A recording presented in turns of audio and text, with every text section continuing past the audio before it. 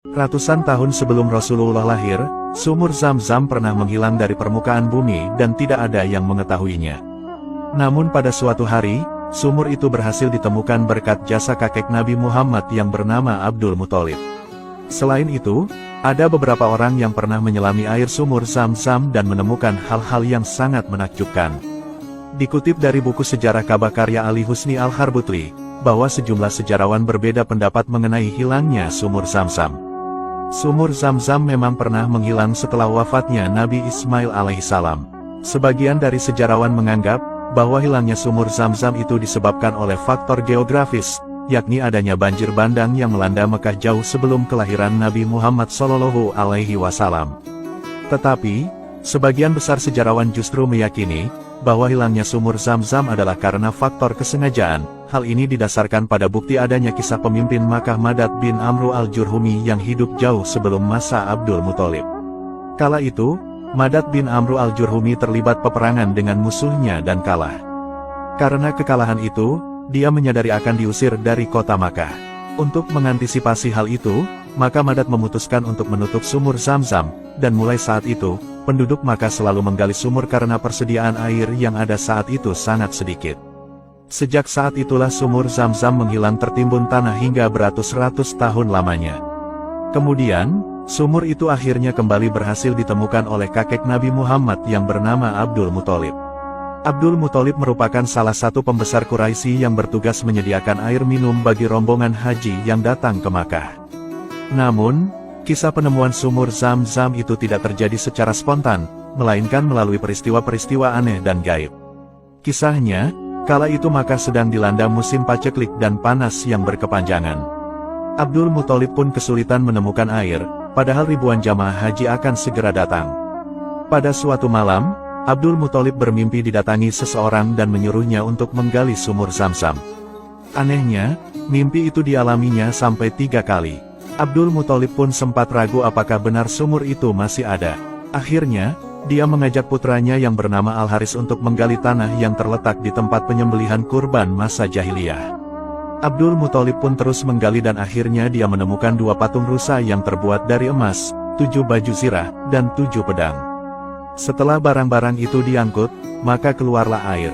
Dan, sumber mata air Zam-Zam itu akhirnya ditemukan kembali. Ternyata, barang-barang dan harta karun yang ada di dalam sumur Zam-Zam itu adalah milik Madad yang telah lama tertimbun. Penemuan harta karun itu sempat menghalangi penggalian sumur Zam-Zam karena kaum Quraisy yang lain berebut harta yang ditemukan Abdul Muthalib. Dia pun terpaksa menyelesaikan masalah itu terlebih dahulu. Bahkan, antara Abdul Muthalib dengan para pembesar Quraisy yang sempat terlibat adu tegang terkait hak atas harta karun itu. Kemudian, Abdul Muthalib meminta mereka untuk menunjuk hakim untuk menyelesaikan masalah itu. Mereka pun bergegas menuju tempat hakim yang terletak di sekitar Syam. Di tengah perjalanan, rombongan itu kehabisan air termasuk juga Abdul Muthalib. Dia pun meminta air yang masih ada dalam persediaan milik pembesar Quraisy lainnya. Namun, mereka semua menolak membagikan air. Akhirnya, Abdul Muthalib sudah tidak sanggup dan menyuruh rombongannya untuk menggali kubur masing-masing hingga menunggu ajal. Tapi, Abdul Muthalib kemudian menilai pekerjaan itu sia-sia. Dia pun kemudian mengajak rombongannya melanjutkan perjalanan. Ketika dia menaiki untanya, tiba-tiba tanah yang diinjak oleh untanya mengeluarkan air jernih. Abdul Muthalib lantas bergegas turun dan meminum air itu. Dia pun mengajak semua rombongannya untuk mengisi tempat persediaan air mereka. Kemudian, Abdul Muthalib memilih kembali lagi ke Makkah dan tidak jadi melanjutkan perjalanan menuju Syam. Penemuan sumur Zam-Zam ini kemudian menutup semua sumur yang telah digali untuk memenuhi kebutuhan air minum jamaah haji. Para jamaah haji pun memilih air dari sumur Zam-Zam karena selain letaknya yang tidak jauh dari Makkah, juga karena khasiat luar biasa yang terkandung dalam air itu. Sebetulnya, apa saja sih materi-materi yang terkandung dalam air Zam-Zam, dan seperti apa sumber mata air ini? Berikut fakta para penyelam yang melakukan penelitian di dalam sumur Zam-Zam. Dahulu, pada hari Sabtu tanggal 17 Jumadil Awal tahun 1399 Hijriyah atau 1978 Masehi, Insinyur Yahya Kusyak beserta beberapa penyelam pernah memeriksa ke dalam sumber air sumur Zam-Zam. Sebelum menyelam, mereka mandi, berwudhu, serta mensucikan diri. Dari hasil pemeriksaan dan penelitian diketahui, bahwa kedalaman sumur Zam-Zam itu sekitar 30,5 meter, dan 17,5 meter diantaranya terdiri dari bebatuan granit. Saat menyelam, mereka juga melakukan pembersihan sumur Zam-Zam.